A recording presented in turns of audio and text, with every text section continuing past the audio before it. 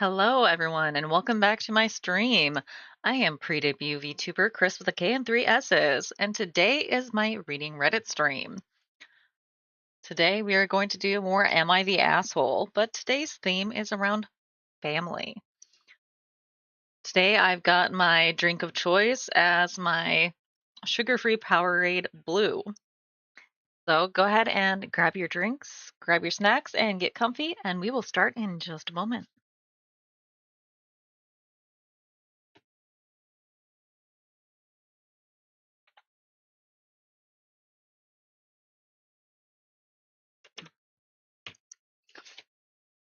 Also got a snack for myself today, some peanut butter M&Ms.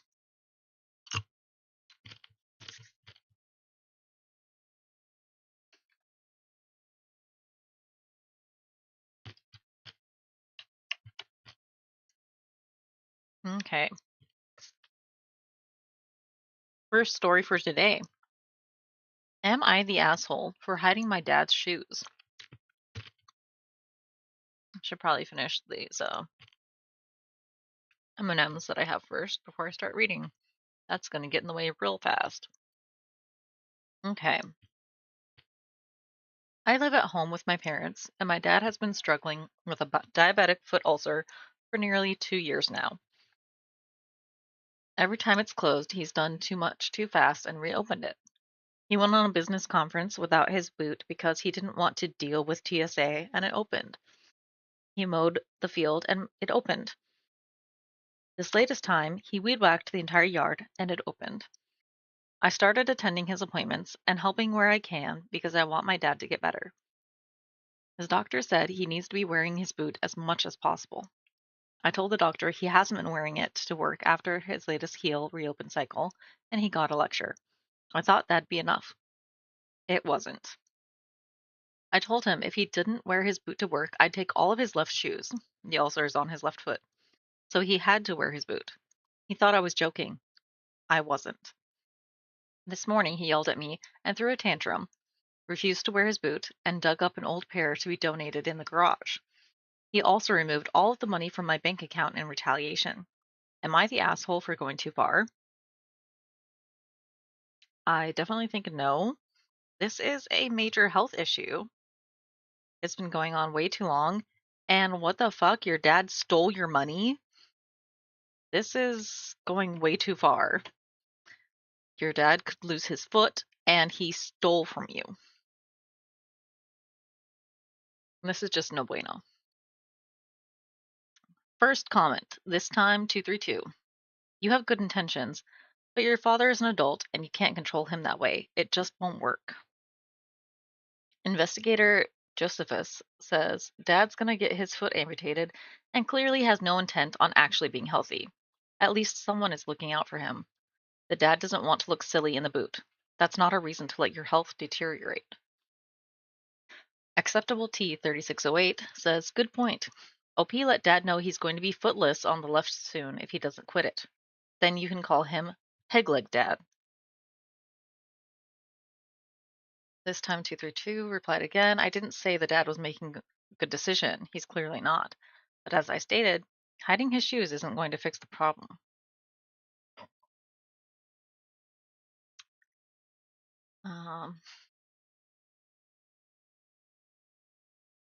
Equivalent Lemon said 319 said, how old are you?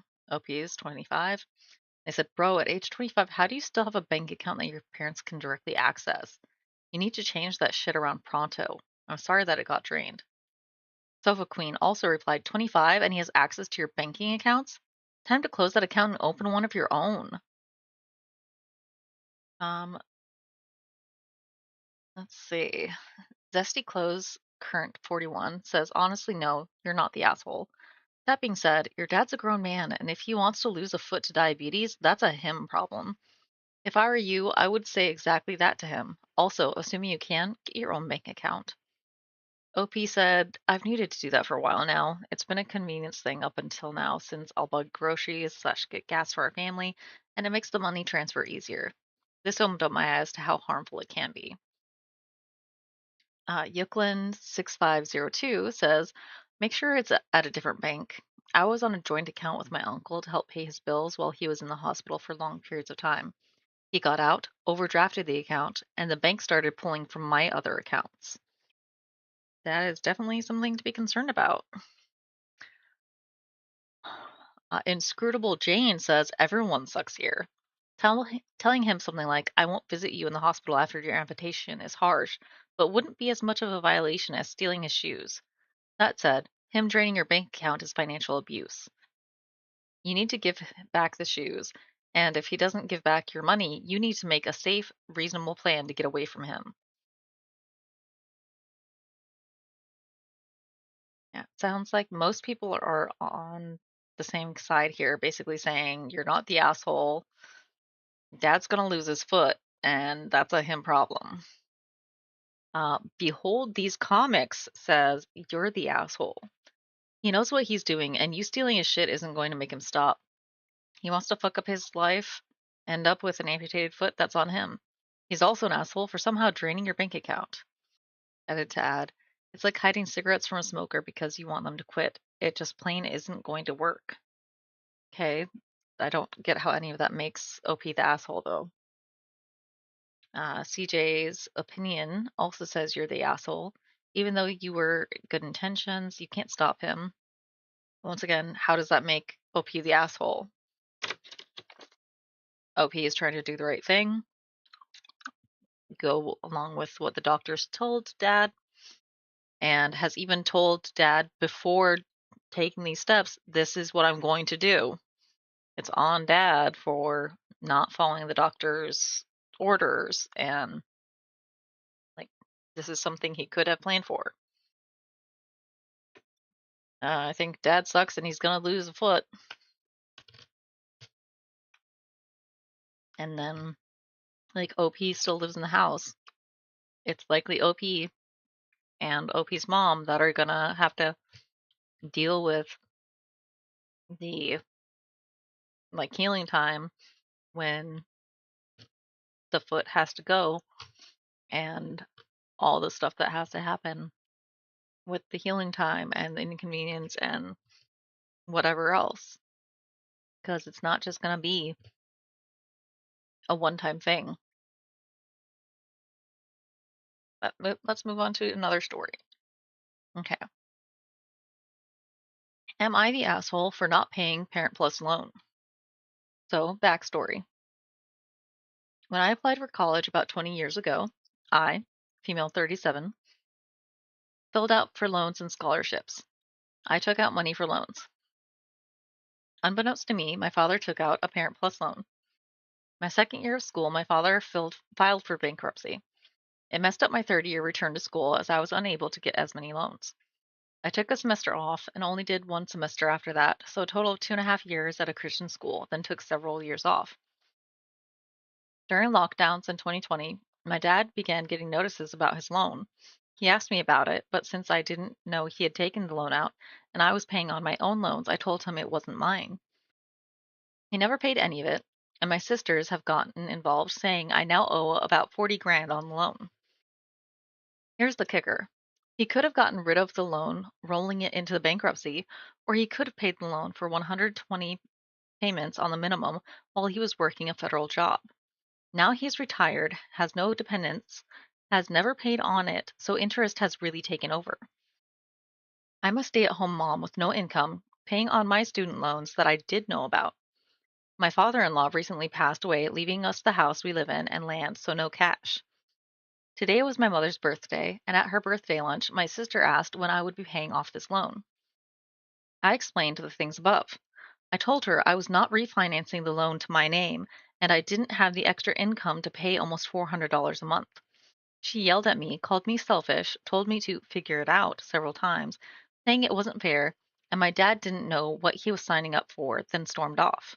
She then sent me a scathing message about it.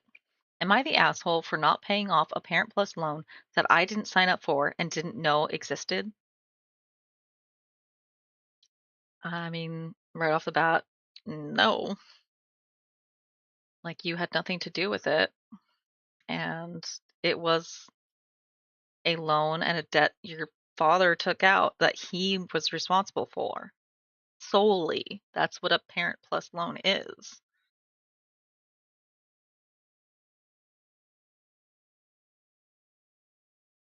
Um, yeah, I don't get why anyone thinks it's your fault or anything that you should be involved with. First comment, and old Brask says, not the asshole. He signed up for it and your sister can figure it out herself. James 1 Vincent says, this, not the asshole. Your father had multiple opportunities to take care of this. As many parents say, figure it out. Born Razmataz 5 says, wait till Sis finds out how much she owes her dad for a mystery loan. Mouse Ambitious 5975 says, I fail to see how a stupid, negligent mistake your father made is your problem. Official Broccoli Rob says, the bankruptcy and federal forgiveness opportunities were your dad's decisions to make. Those weren't yours to miss. Ready There 007 says, I agree with it is his problem. I took two small ones out that were directed to my student's school account to pay this semester in full. How did the father pocket the money? Leaves and Grass Art says, if I understand correctly, I don't think he pocketed the money. I think he is just out money, and now everyone is blaming it on OP because she benefited from it in a sense by having the loan make her tuition and fees go down. This isn't OP's fault, though, as she had no idea her dad was taking out a parent loan for her. I don't know how she ever noticed that that money was reducing her student fees, though, since she's how she never noticed that money was reducing her student fees, though, since she seemed to have been handling the rest of it. Either way, her dad took out a loan and now he owes the money back. Looks like general consensus is not the asshole.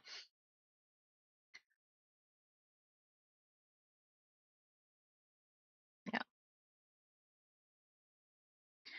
Infinity's Creech says, info, did your dad use the loan to give you money? And did you accept said money? Or did he use the loan for his own reasons? Beck316 says, parent plus loans usually go directly to the school. They are very clear that the loan is in the parent's name and the parent's name only. I say this as a former student and now parent. Knitting Maniac 420 says, actually, I'm not certain this is always true. I'm pretty sure that when we took out Parent Plus loans for my child over 15 years ago, a portion of it went to the school and the rest came directly to us. We put it in a separate bank account to help pay for my daughter's housing at college. OP, it would be interesting to go back and do some math. It could very well be that this money was never used for your education, giving you even less reason to feel like you need to pay it back.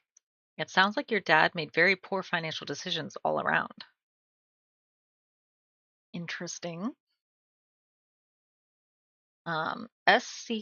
SKC Bunny says, considering she didn't know about it, I'd say no. Besides, as far as I understand, she has no legal obligation to pay it back. Legal obligation. The loan is taken out in the parent's name, not the student's. The parent is solely and legally responsible for making the repayments, regardless of the student's income or employment status. I'd like to know what dad used the loan for. No, 77 says, good, uh, which is OP, says, good question. The loan money did come in with the loans I did apply for, although I didn't know it. I thought it was the loans I took out. I wasn't aware he had done this. It would have been around maybe $10,000, but it was never paid, so interest has tripped the amount, and they're saying I need to pay the whole thing.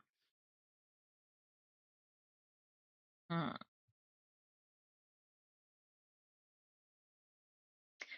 Uh, Akima says, can the loan be transferred to the student? No, a direct plus loan made to a parent cannot be transferred to the child. You, the parent borrower, are legally responsible for repaying the loan, and they've provided a link to studentaid.gov for understanding aid and parent plus loans.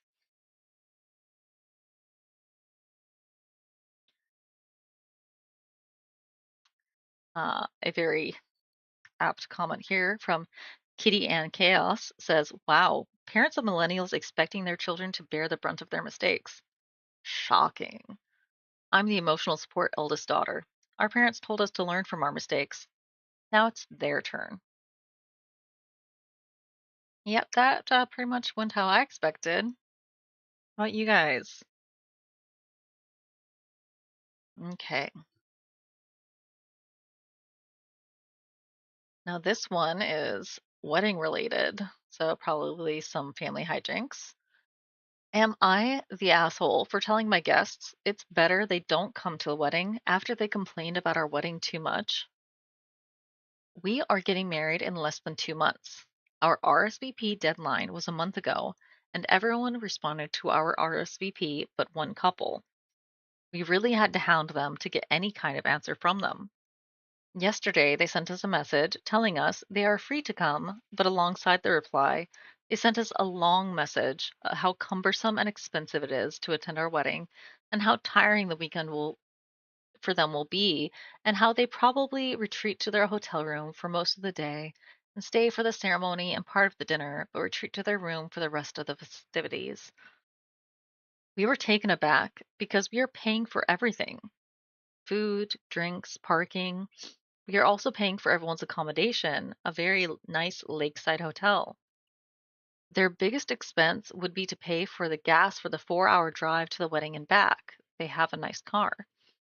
They also complained about the dress code. We have black tie, but they both own clothes that would fit the dress code, so they wouldn't have to buy new ones anyway. But they complained about that too. Quick bio break.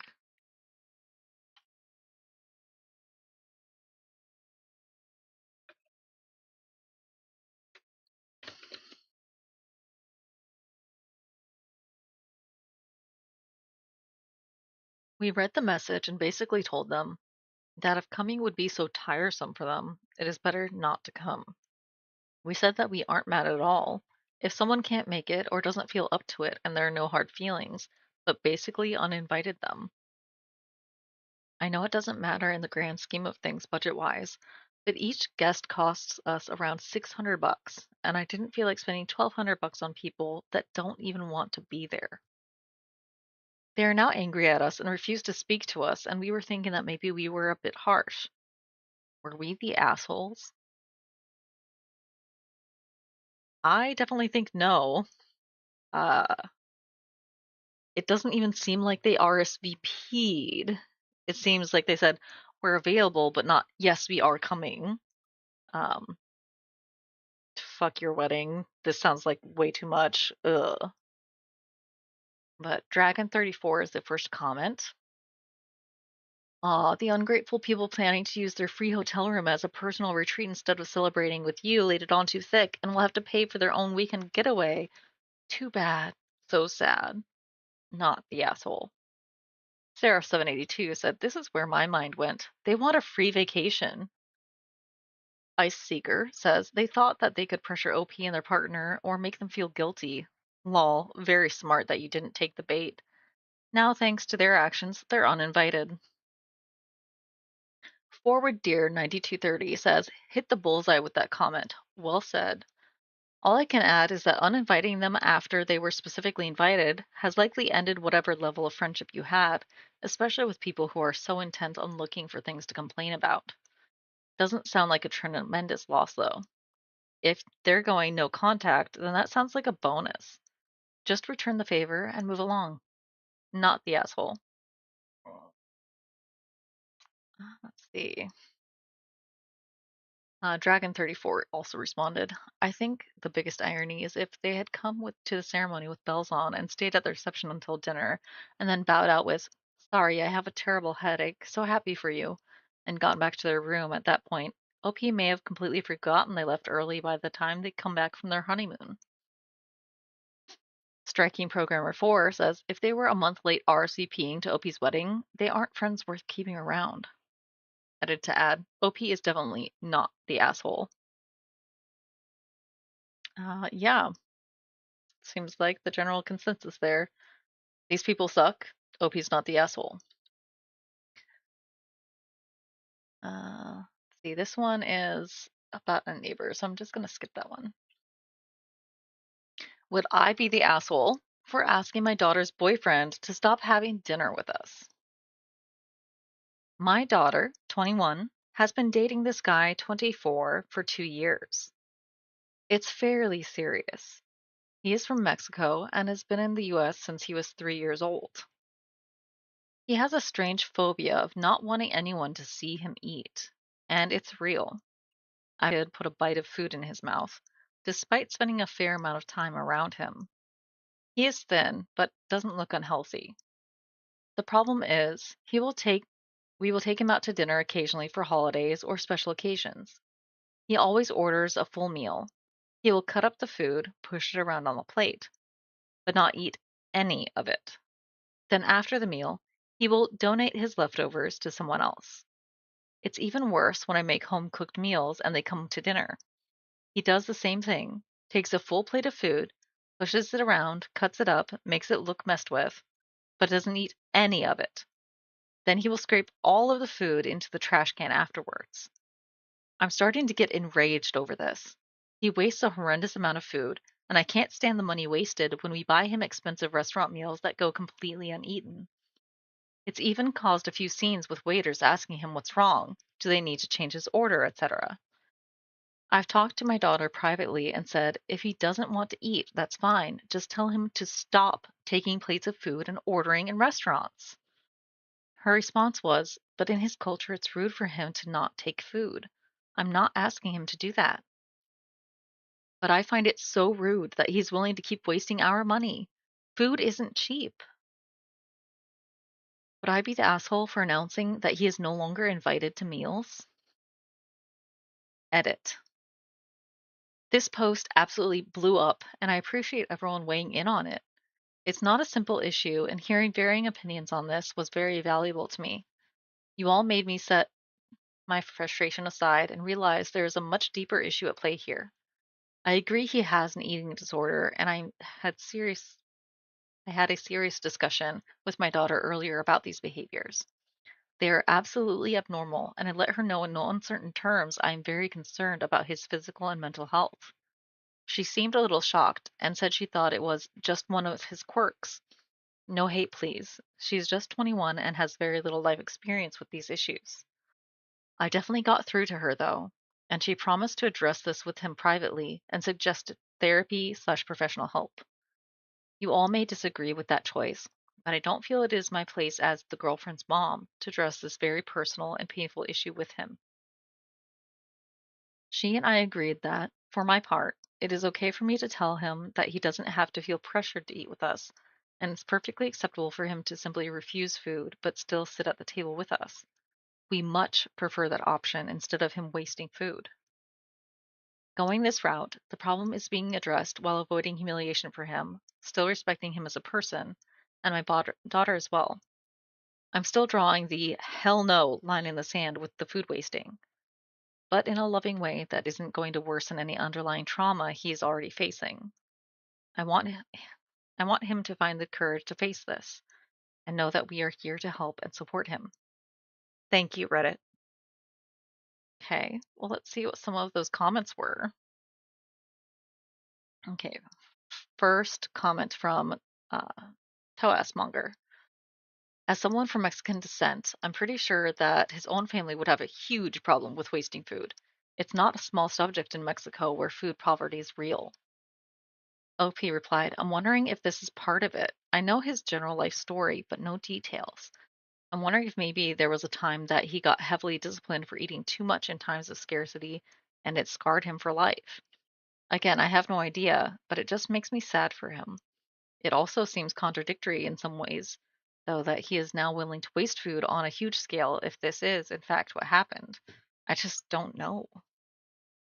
Metallurgy Clergy said he's not taking food home to eat it in private, but his excuse is he feels uncomfortable eating in front of others. Make that make sense. I think you need to look up signs and symptoms of eating disorders because your post is checking a lot of boxes on those lists. Dasha Ime says, no shot he doesn't know how much this would piss off any host, not just Mexicans. If it were something similar, he'd be more aware about how he's wasting food and money. This isn't a culture thing. He's lying most likely to feel less obvious by having a plate in front of him, not realizing that what he's doing is 10 times worse and more obvious. Toas Monger says, not knowing him, I wouldn't presume that he grew up poor, but specifically, I was told to never refuse food when offered by your host, with the following explanation. because you never when the host may be going without food in order to serve you. This is about hospitality and manners. Even if the food looks revolting, you're supposed to eat it graciously. In any event, it just seems odd culturally that he focuses on accepting the food and then not eating it, since the point it is to not offend your gracious host. Truthfully, he does that at home, especially at relatives' home. He would be shamed at the table in front of everyone. It's freaking rude. Trust me, even picky eaters aren't suffered lightly. Mr. Moneybag should pay for his own food, cook it, serve it, and then throw it away. Gah, makes my blood boil. Show your daughter my replies. And good luck. Chango PDX says this. My wife and I stayed at a bed and breakfast in Guanajuato, and the host asked us how many tortillas we wanted for the next morning. He explained that the staff absolutely hates when food goes to waste, so they only make as much as absolutely necessary. My only thought was, so it's not just my big Jalisco family that hates wasted food. It's also a thing in other states. Boyfriend has something going on. Mizu5 says, there are no cultures in which it is rude to refuse food but not rude to waste it. Edit. As someone who had major ED as a teen, this is concerning eating behavior. Nosecone said, moreover, he's been in the US for 21 years since he was 3 years old. American culture is his culture, or at least a large portion of it. Accomplished Bison 63 says, reminds me of Cassie in Skins showing Sid how she shuffles her food so no one notices her ED. King of Antisocial. Cassie from Skins instantly came to mind when OP said BF just cuts up food and shuffles them around on his plate. Boyfriend probably has an ED. And looks like a lot more comments like that. And people even got like different awards for comments. And it seems like that's where OP kind of changed what they were thinking and got to where they're at now. Okay. So our next story. Am I the asshole for not going by a different name than my birth name because it makes my friends uncomfortable? I will say I actually heard this on a YouTube video, and I want to see if there's any different reactions or if there's been an update. So let's get into it. I honestly think this whole situation is stupid, but I want some outside opinions.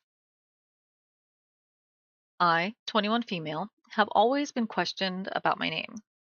Most people assume it's a chosen name, but it's the one on my birth certificate. I honestly like my name and the meaning behind it, but apparently my friends think it's inappropriate to go by it. My name is Moonshadow, and it's after a song and astrological effect. I've dealt with questions my whole life, and most of my teachers throughout school would refer to me by my middle name because it was easier to remember. Now that I'm an adult, I get less comments or questions. My friends have never seemed to care about my name, and I never really thought anyone did because it's just my name. However, the other day we were supposed to meet up at a restaurant, and I walked into this weird vibe. Basically, all of my friends had staged an intervention to tell them that they wanted me to go by a different name because they feel uncomfortable with using mine. Really fucking weird behavior. When I asked why, they said that my name sounded native and that by using it, I was appropriating Native American culture. I pointed out that I was Cherokee, and they said that I didn't act it, so it didn't count. Fucking weird behavior again. At that point, I was irritated and snapped at them, saying that I wasn't going to change my name because they were racist, which was probably out of line looking back.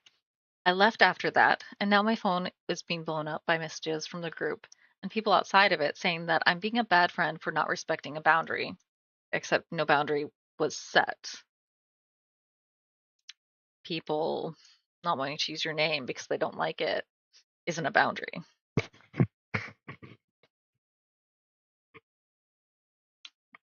Let's see. I honestly don't see anything wrong with my name, but having so many people tell me that I'm in the wrong is messing with me.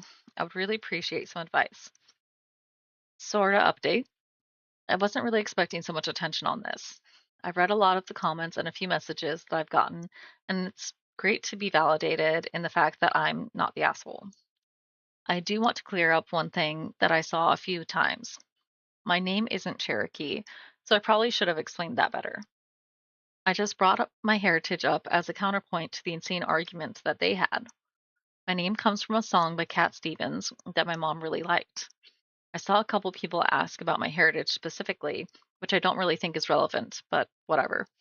I'm half Cherokee and half white, though I look pretty white. A lot of people are saying that I should leave the friend group, but I'm kind of hesitant to because we've been friends since high school.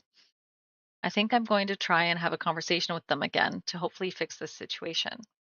I don't want to lose these people who've been around for such a big part of my life, but I don't want to change such a huge part of myself and my identity just to keep them around. I love my name and the meaning it has both to my parents and myself. I don't know if I'll update afterwards, but I'll try to. Thanks again for all your comments. Update. I met with the group yesterday to try and talk this out. I'm still pretty upset, so I'm trying to keep this simple and just say what happened. It was pretty tense when I got there, and we were all pretty quiet until everyone arrived. I started with saying that I'm not going to change my name, and I asked why they thought it was appropriate to ask me to. There was a lot of back and forth and basically repeating what was said the other day, but after I pushed a bit more, one of them, I'll call them Cam, blew up on me. Cam basically had a list of grievances with me, most of them being related to my heritage, disabilities, and how I dressed. Long story short, I've been working on myself and my health more, and she didn't like the changes. She said that I was selfish for thinking I'm better than everyone, and that I was making everyone uncomfortable. After a while of arguing with the group, I decided that I wanted leaving.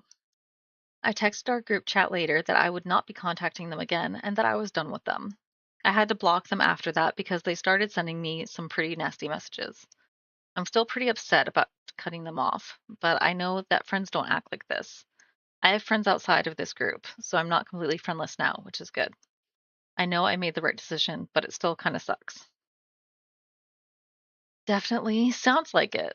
These were not your friends.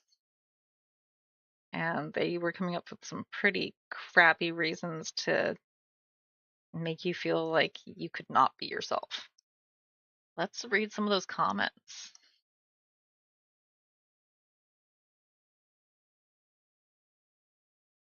Uh, Ducker Slap, Dakira Slap says, not the asshole saying you don't act Cherokee is totally racist.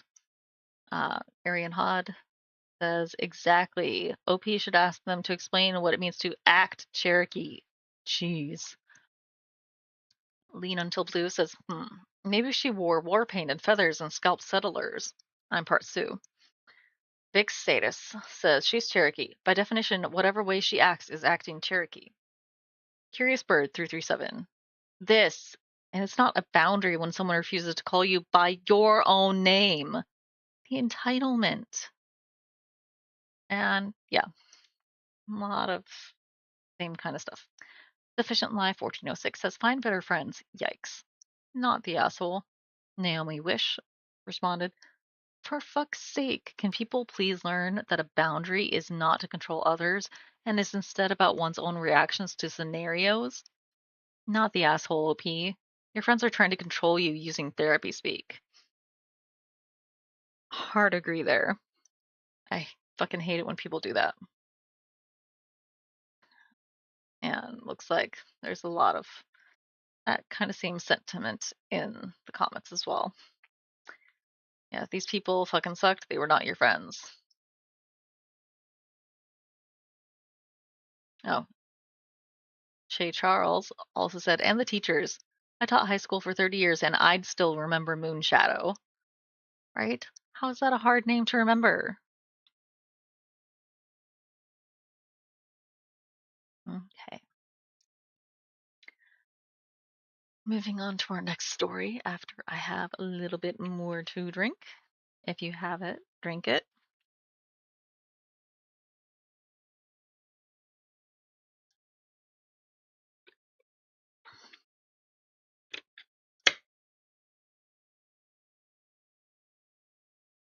Okay. Am I the asshole for ignoring my uncle at a family gathering? Quick backstory. I, 34, male, female to male, had a hysterectomy that led to sepsis and almost killed me last summer, and I am still dealing with the after effects. Myself and my husband, 29 male, went to visit my parents and grandmother. They live together. When we pulled into the driveway, I noticed my uncle, 85 male, was there. My family generally tries to keep him away from my husband and I because he is extremely homophobic. When we have had to interact in the past, I've been cordial and sat with him to chat because as long as we don't bring up social issues, he's pretty okay. Dealing with homophobic people is an occupational hazard of living in the South. However, last year when I was sick and they thought I would die, he told my parents that it was God's judgment on me because men don't have hysterectomies. Since I woke up and heard about that, I have had absolutely nothing to say to him. When we came inside my parents' house, I heard my mom and grandma speaking to him, but my dad and brother were in the kitchen under the pretense of cooking dinner. My husband and I opted to sit in the kitchen with them and not even go and say hello to anyone else until Uncle left. My mom told me that my grandma was upset that we were being rude and that I should come talk to him, but I stood firm. It was hard to blatantly ignore him, but I really don't ever want to see him again. It really hurt my mom and grandma's feelings, though. Am I the asshole for not making nice? Edit. I realized I used my family's naming convention. He's technically my great uncle, but he was such a huge part of my life growing up, we never really made the distinction. He married my grandmother's sister. Sorry for the confusion. First comment here is from Schadenfreude-tastic. Not the asshole. Blood makes you related, loyalty makes you family. You choose who you talk to, not her. Opie responded, I like that. Never heard that one before, but I'm going to be using that. Historical Gain 1688 says, Me too, I'm stealing it. Blood makes you related, loyalty makes you family. Stupid Chicken says, Not the asshole. I've said several times to my mom that if my father weren't my father, he would not be in my life because I don't tolerate people who act like he does in any part of my life, except maybe professional settings where I cannot avoid it. And even then, there's a recourse through HR. The only reason he's in my life is because we're related. I would rather we weren't. Let's see. A Blue Moon Flame says, You ask your mom and grandma if it really hurt their feelings to hear him being homophobic to you, or does that simply run only one way? Good question. Snoo Cauliflowers 9874 says, Not the asshole. He has already shown how he feels about you, so no contact needs to be made at all. He made his feelings abundantly clear, so perhaps you need to pull the Uno reversal card on your mom and grandmother.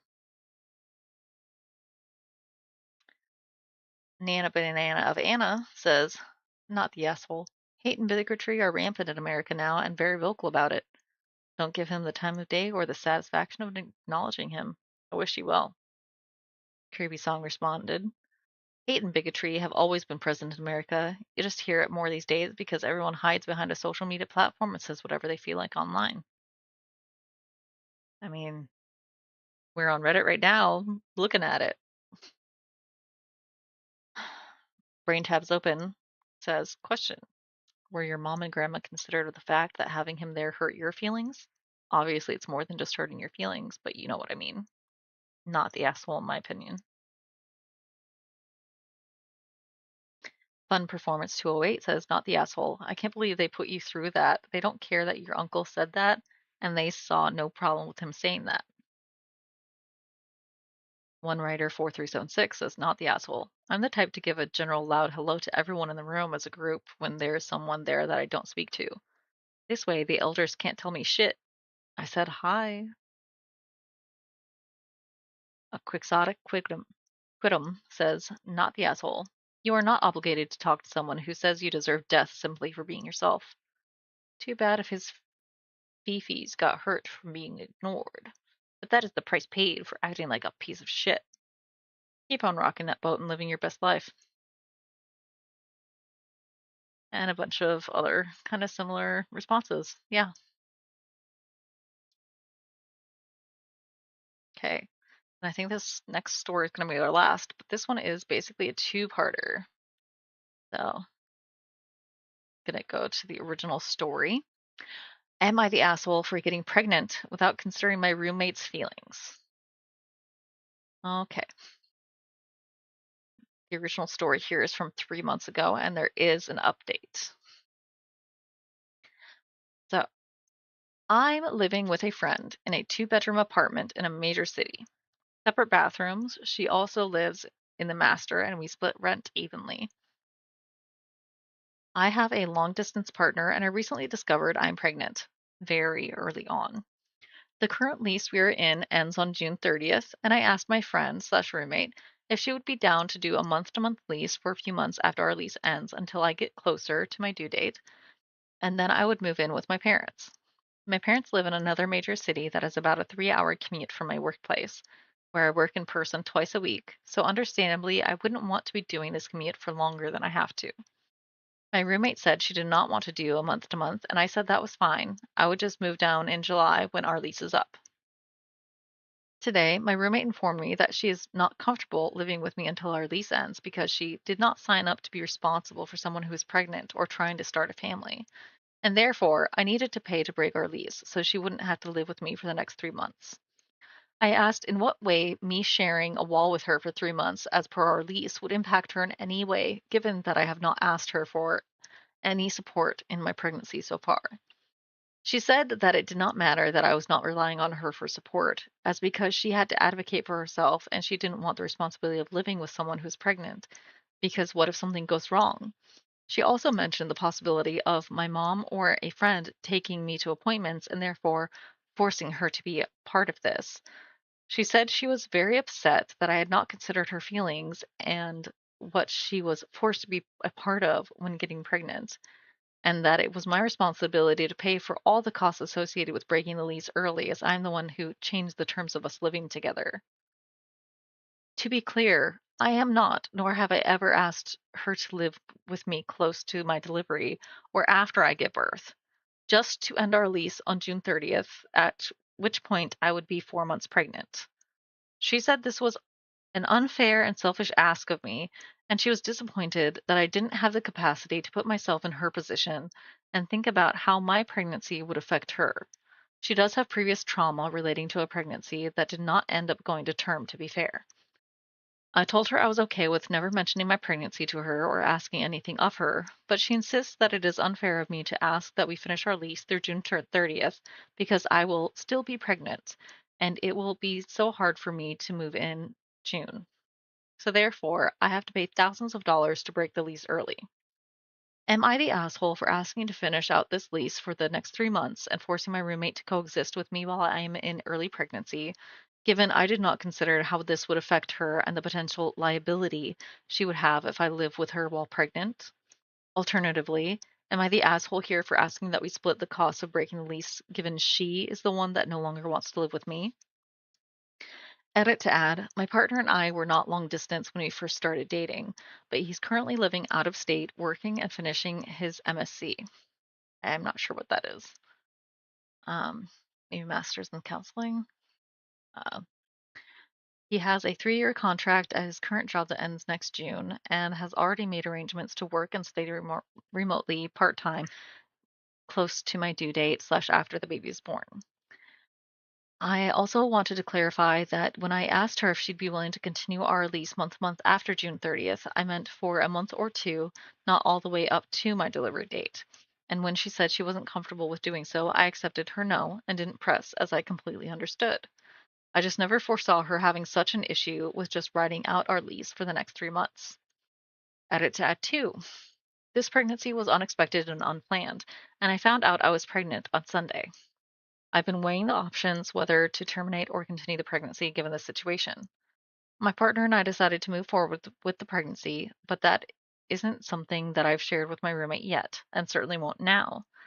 So far as roommate is concerned, she doesn't even know if I will be pregnant 3 months from now. Okay, well, let's look at some of these comments before moving on to the update. First comment here from Win Equivalent 4069. Her not wanting to do month to month after the lease is up is totally fair. Her thinking you needed to factor her emotions and wants in your pregnancy are way out of bounds. Definitely not the asshole. She wants the lease broken, then she can pay to do it. OP replied, Thank you. I agree, maybe I shouldn't have asked if she wanted to do month to month. For clarity, I imagined extending the lease by 2 months or so, not all the way up until my due date in November. But as soon as she said no, I completely respected that and assured her I'd made my own arrangements once our lease ended. Jasmadoodle says, It was a perfectly reasonable thing to ask, regardless of the reason. I've extended with a roommate in the past because she was getting married, and asked another roommate to extend with me because I had a job lined up and didn't want to move until closer to my start date. She said no, which is also fine. Nothing wrong with asking. She's being weird. Uh, the physiologist says, Your roommate sounds ridiculous. Even if you were to have gotten pregnant intentionally, she has no right to be angry with you for not considering her feelings. I'm sorry, but the world doesn't stop for your tragedies. I've experienced this one, so I know firsthand, and it's not fair to be angry with others for simply living their lives normally. Also, by her own logic, she's always been responsible for your well being, and you have always been for hers, pregnant or not. What if you, while not pregnant, experienced a medical emergency with her being the only person present? Is she not responsible for helping you unless you're pregnant?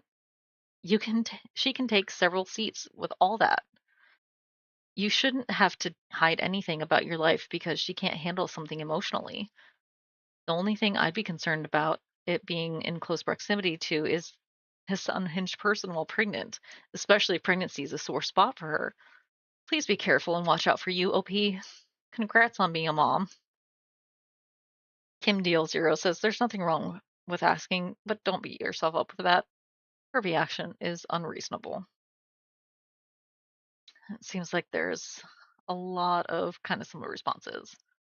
So let's move on to the update. Okay.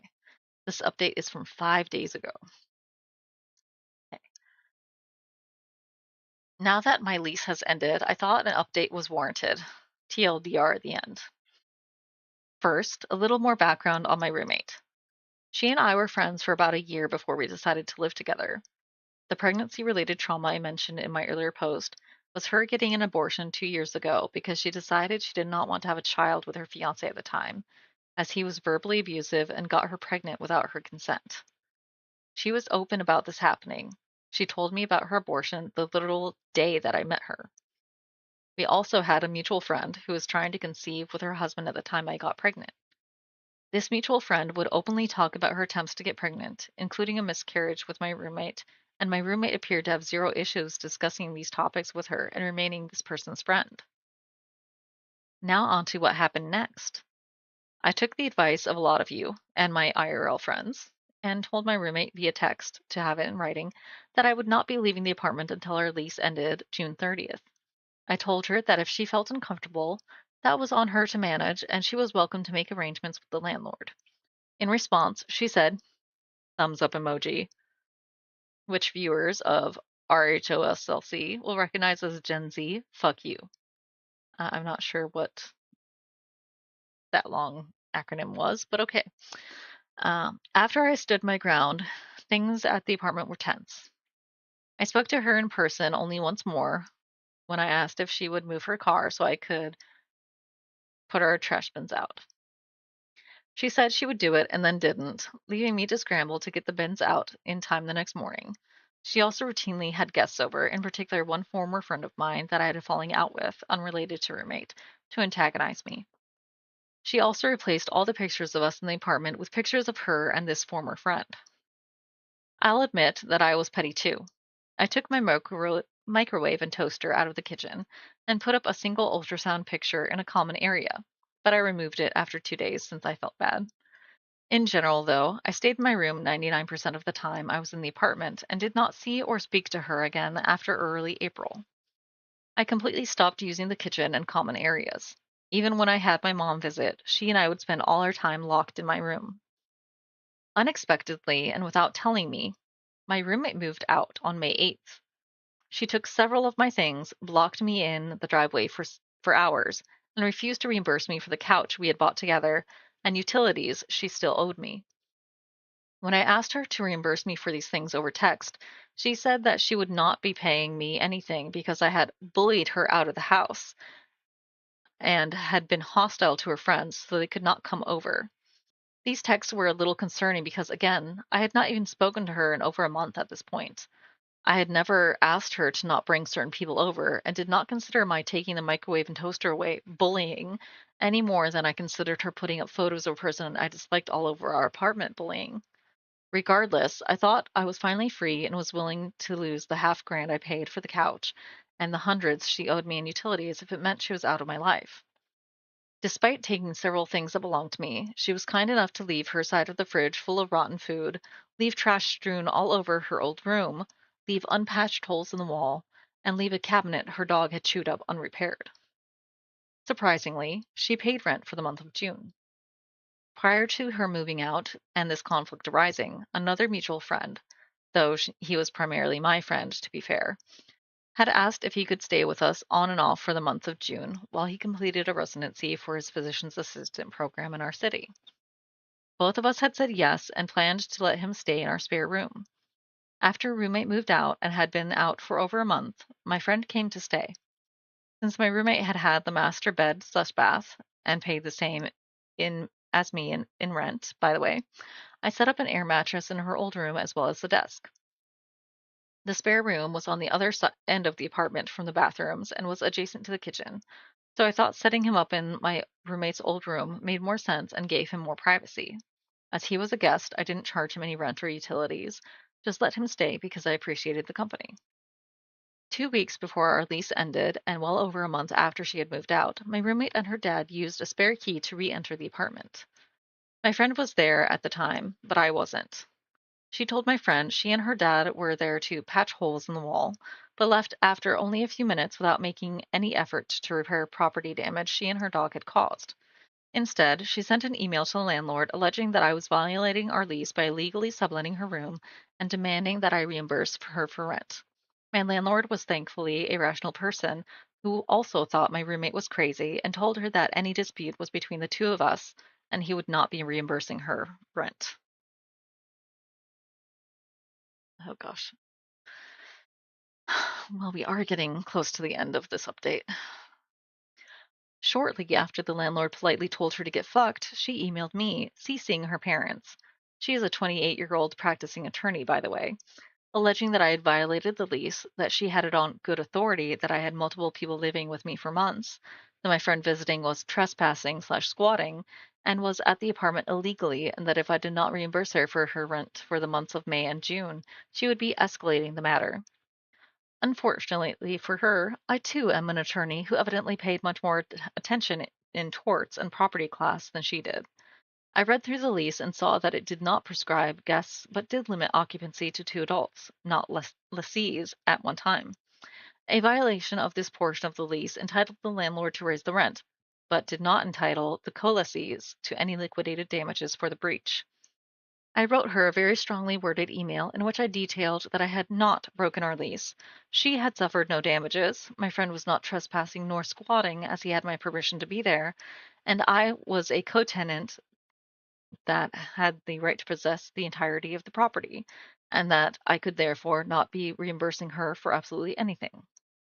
I also included texts of her agreeing to reimburse me for the couch, admitting that her dog had destroyed the property, and giving me permission, though again, this was not necessary, to have guests, including my friend in question, over any time.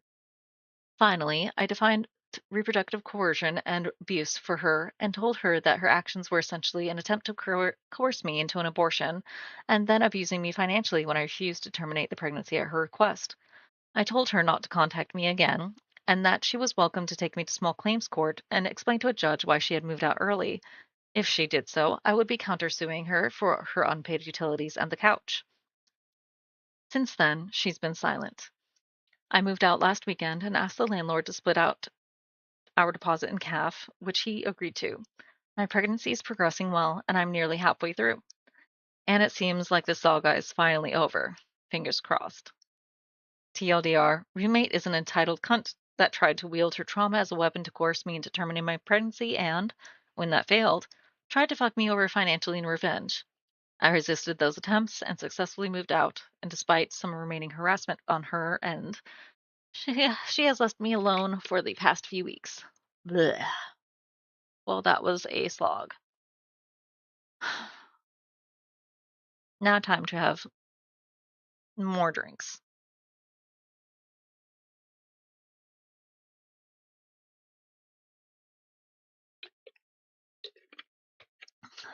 Jeez. Okay. Let's get into these comments. First comment from Life Wealth 3399. Please tell me when you reply to her email, you reply all so her parents can see what she is doing. Please tell me you did that. Hope he says, oh, I reply it all to that motherfucker. Hope her parents got a wake-up call, but I doubt it since they raised her to be this entitled. Puzzle-headed Cry 57 says, I fucking love reply all when some moron has the gall to try to make me look stupid. Well, Tom, per your email, text here for reference. That is not what we discussed. Mm. Matt Davies says, I'd have been tempted to include a partner from her firm. Do they know they have an attorney on staff that's incompetent enough to threaten a frivolous lawsuit? Sparkling Wine 23 says, entitled and stupid. The Bear on a Tricycle says, hell yeah. My other question is this. Did she ever show any other behaviors to suggest she was into you romantically? This reads like an incel who throws a fit because the barista he thought was into him as a boyfriend.